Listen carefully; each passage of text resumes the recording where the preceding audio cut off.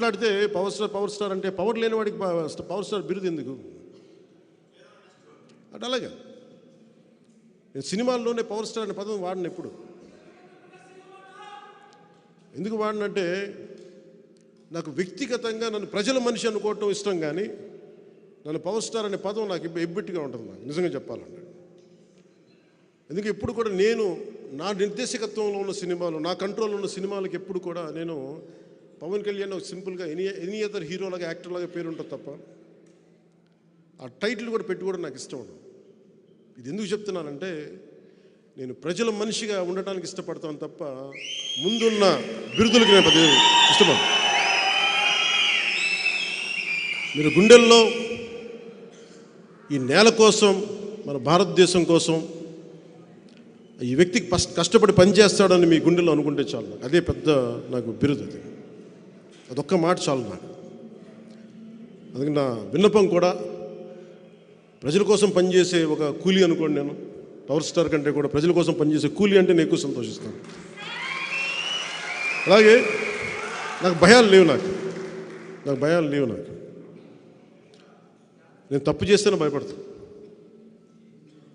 నాకు ఆశలు లేవు, పదవుల మీద అత్యాశలు లేవు. ప్రజలకి నిలబడాలన్న ఒక ఆకాంక్ష తప్ప ఏ రోజు కూడా అడ్డగోలుగా పిచ్చి పిచ్చిగా మాట్లాడి అడ్డదారులతోకి అధికారం సంపాదించాలి అని నేను ఎప్పుడు అనుకోను. అలాంటి ప్రయాణంలో ఉండగా ఒక అనుభవజ్ఞుడు, విశిష్టమైన అనుభవంతో పార్లమెంటేరియన్గా ఉంటూ ఆయన ఈ రోజున జనసేన పార్టీలో జాయిన్ అవ్వడం నిజంగా బాలశౌరి గారు మనస్ఫూర్తిగా నాకు నా కృతజ్ఞతలు తెలియజేసుకుంటా ఉన్నాను. ఆయనతోటి అనేక సందర్భాల్లో చాలా గంటలు గడిపాను.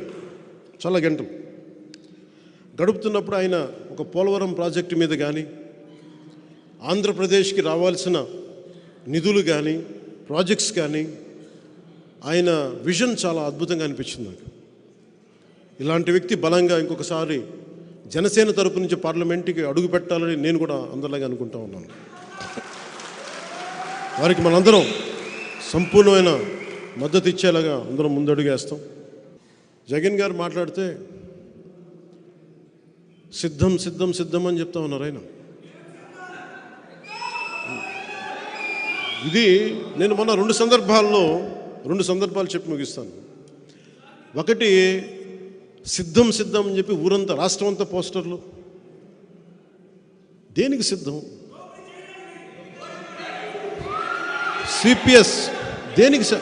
ఇందాక బాలశౌరి గారు మాట్లాడుతూ ఉంటే నేను అబద్ధమే చెప్పనన్నారు ఆయన.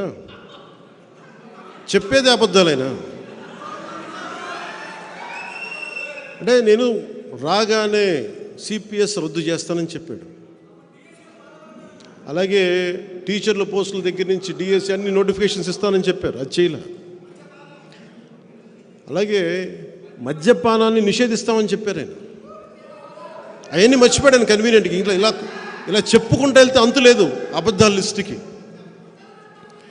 జగన్ గారు మీరు బాధపడకండి, మేము వస్తున్నాం, ఎన్నికల రంగంలోకి అడుగు పెడుతున్నాం. మేము మౌనంగా ఉన్నామని చెప్పి ఏం ఆలోచించట్లేదు అనుకోకండి. వస్తాం, ఎన్నికల రంగంలోకి వస్తున్నాం. ప్రతిరోజు సభ పెడతాం, మిమ్మల్ని ఎండగడతాం. మాటకి మాట కాదు, పాకిస్తాం మాటలతోటి. మాటలు కత్తుల్లా వస్తాయి, మీకు ఇబ్బంది పెడతాయి. భయపడకండి. మీరు లక్షల మందితో సభలు పెట్టుకోండి. స్కూల్ పిల్లలకి ఇంటర్మీడియట్ ఎగ్జామ్స్ రద్దు చేసి మరి మీరు సభలు నడుపుకోండి. అన్నిటికీ బదులు చెల్లించాల్సిన సమయం వస్తుంది. ప్రతిదీ నేను చాలా అత్యంత అరుదుగా కానీ నిర్ణయించుకోండి. ఒక నిర్ణయం తీసుకునేటప్పుడు చావో రేవోనో పెట్టి నిర్ణయం తీసుకుంటాను. 2014లో పార్టీ పెట్టేటప్పుడు ఈరోజు ఉంటే ఉంటాం, పోతే పోతాం, కానీ ఒక సత్యాన్ని ఆవిష్కరింపజేసి చచ్చిపోవాలని నిర్ణయించుకున్నాను.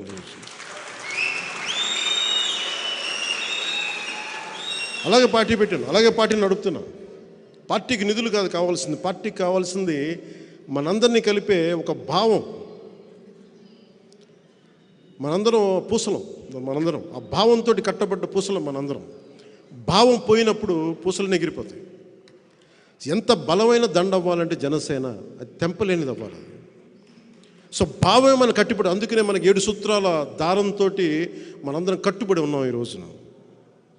అదే 7 సూత్రాల ఈ దండకి ఇంకొక మణిహారమైన బాలసౌరి గారు వచ్చారు. ఇంకో మాణిక్యం. మేమందరం కలిసి ఈ రాష్ట్ర ప్రయోజనాల కోసం పనిచేస్తాం, రాష్ట్ర భవిష్యత్తు కోసం పనిచేస్తాం. నేను ఎప్పుడు కూడా వచ్చే ఎన్నికల గురించి ఎప్పుడు వచ్చే తరాల కోసం ఆలోచిస్తాను. ఒక రాజకీయ నాయకుడు వచ్చే ఎన్నికల కోసం ఆలోచిస్తాడు, ఒక రాజనీతిజ్ఞుడు వచ్చే తరం కోసం ఆలోచిస్తాడు. ఎప్పుడో చిన్నప్పుడు చదువుకున్న పాఠం అది ప్రభావం అయ్యి ఎప్పుడు మాట్లాడితే ఒక తరం కోసం ఆలోచించే వాళ్ళని తప్ప ఒక ఎన్నికల కోసం ఆలోచించట్లా. మొట్టమొదటిసారిగా 2014 నుంచి 2019 వరకు ఎప్పుడు కూడా నేను తగ్గే మాట్లాడాను. ఇప్పుడు కూడా మీకు నేను తెలియజేసుకుంటుంది కూడా 2024 ఎన్నికల్లో మనం జనసేన తెలుగుదేశం ప్రభుత్వాన్ని స్థాపిస్తున్నాం.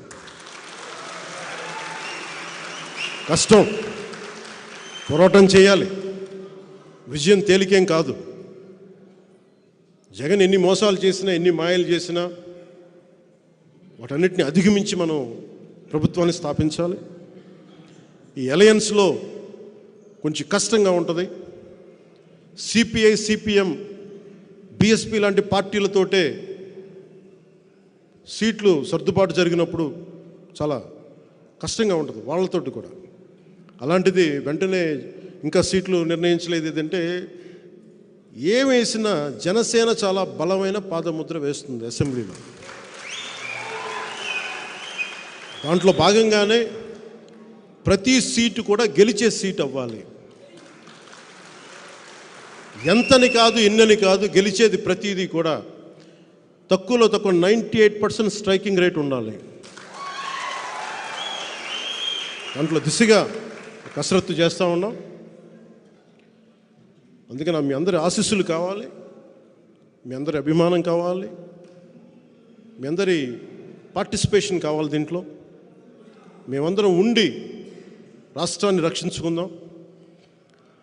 జగన్ అనే ఒక దుర్మార్గపు పాలన నుంచి రాష్ట్రాన్ని సంరక్షించుకోకపోతే ఎన్నికల్లో ఇంకా మనం ఊహించలేము. 5 సంవత్సరాల్లో ఇంత దౌర్భాగ్యపు స్థితికి వెళ్ళిపోయినప్పుడు ఇంకొకసారి వస్తే ఏం జరుగుతుందో మీరు అందరూ ఆలోచించండి. నేను కోరుకుంటుంది కూడా ఈ ఎన్నికలకి బలంగా సమిష్టిగా అందరూ నిలబడకపోతే, కులాలకు అతీతంగా మనం నిలబడకపోతే ఇంకొకసారి ఏరి కోరి దుర్మార్గ పాలన తెచ్చుకోవాల్సి వస్తుంది. అందుకని నేను అన్నిటినీ దాటి రాష్ట్ర ప్రయోజనాల కోసమే ఈ రోజున నిలబడి ఉన్నాం. ఆ దిశగానే ఎలాంటి నాయకులు వచ్చినా కానీ అందరినీ ఒకటే కోరుకుంటాం, ఈ ఎన్నికలకి మద్దతుగా నిలబడండి, కలిసి ప్రయాణం చేద్దాం. భవిష్యత్తులో అందరం కలిసి రాష్ట్రాన్ని నిర్మించుకుందాం. దీంట్లో భాగంగా పడ్డ ప్రతి కష్టానికి గుర్తింపు వచ్చేలాగా, అందరికీ పదవులు వచ్చేలాగా, అది చిన్నపాటి ఒక వార్డు మెంబర్ స్థాయి నుంచి రాజ్యసభ దాకా అందరికీ దాన్ని దృష్టిలో పెట్టుకొని దాన్ని ముందుకు తీసుకెళ్తాం. ఎవరిని మర్చిపోం, ఎవరిని వదలం. అందుకని దీన్ని దృష్టిలో పెట్టుకుని అందరూ మీ ఆశీస్సులు కావాలి.